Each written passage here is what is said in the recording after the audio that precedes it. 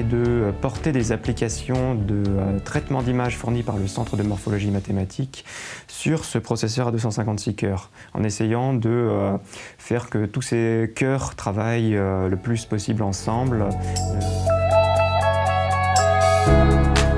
Notre processeur à 256 cœurs est principalement dévolu à des applications qui vont aller dans des systèmes embarqués, par exemple des avions ou des voitures, et un fort nombre de cœurs, ça le rend particulièrement adapté à des applications de type traitement d'image, d'où notre collaboration avec le CMM.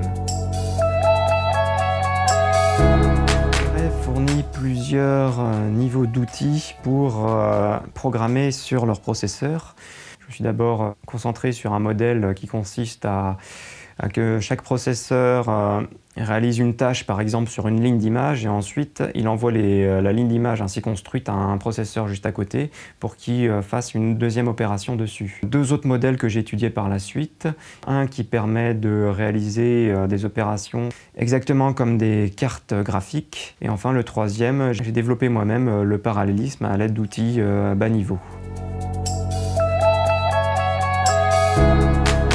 Le travail principal consiste donc à réaliser un portage d'applications automatiques, c'est-à-dire que les développeurs d'applications de traitement d'image peuvent écrire leurs applications dans des langages simples de haut niveau, qui peuvent s'exécuter directement sur leur ordinateur, mais grâce à mon système, nous pouvons exécuter ces applications automatiquement sur ce processeur de 256 cœurs, en tirant parti de tous les cœurs et donc de la faible consommation d'énergie. J'ai développé différentes chaînes de compilation et notamment la dernière que j'ai principalement développée durant mon postdoc cette année, qui a donc permis de cibler directement chaque cœur, on peut dire, du processeur grâce à des outils qui permettent de paralléliser du code à grains faibles.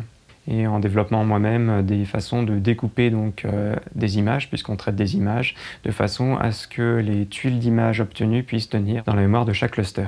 Ça m'a permis de toucher à pas mal d'outils différents et de savoir comment faire communiquer différents outils logiciels entre eux et d'avoir une maîtrise de différentes piles logicielles. J'utilise les différents niveaux de parallélisme de mon processeur, donc à savoir les cœurs d'un cluster et les différents clusters entre eux, de sorte à ce que chaque cluster traite une tuile d'image et chaque cœur d'un cluster traite donc une partie de cette tuile d'image. Et donc il a fallu gérer ces différents niveaux de parallélisme afin de maximiser l'efficacité du traitement sur ce processeur. Il reste toujours des choses à terminer, surtout dans un projet logiciel de cette taille. C'est un projet qui est constitué de plusieurs logiciels mis bout à bout qui servent à générer une chaîne de compilation permettant, à partir d'applications écrites dans des langages de haut niveau, de générer du code spécifique pour ce processeur.